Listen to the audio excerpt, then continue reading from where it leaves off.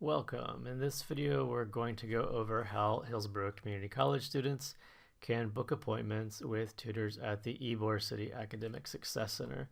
This is specifically for online appointments. All right, so we're going to go over how to use our registration system, how to book an appointment for yourself, and then how to actually join the appointment once you have it booked.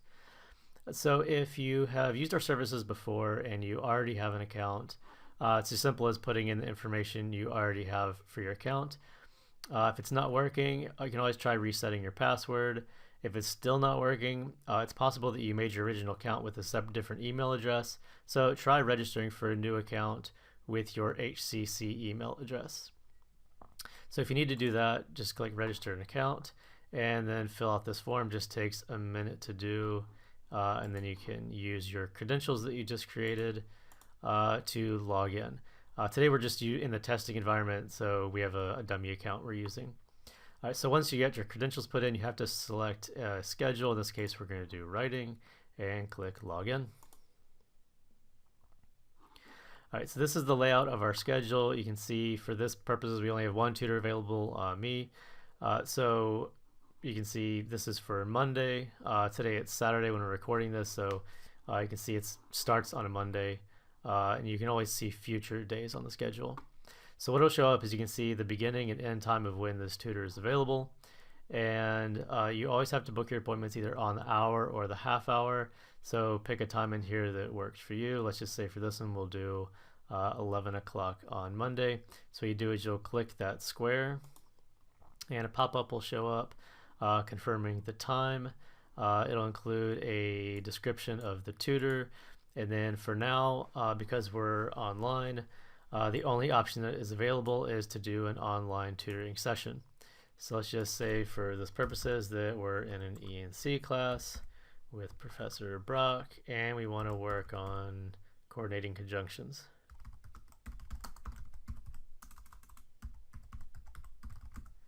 Okay, so once you get that in, you have the option of attaching a file as well. So you would just click browse here, find the file on your computer, and then attach it and hit create appointment.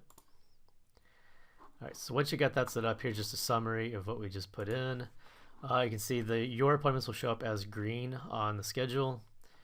So what happens is when Monday rolls around, let's say around 10:50 or 10:55, go ahead and log back into the system and find your appointment. And when you click on it, you'll see the summary and it'll have this option to join the online consultation. You also have the option to attach a file later. So you can see here, if you want to attach a file after you book the appointment, you go to edit appointment and go through the same process to attach the file.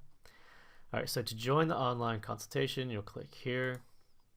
And that will launch the online consultation screen.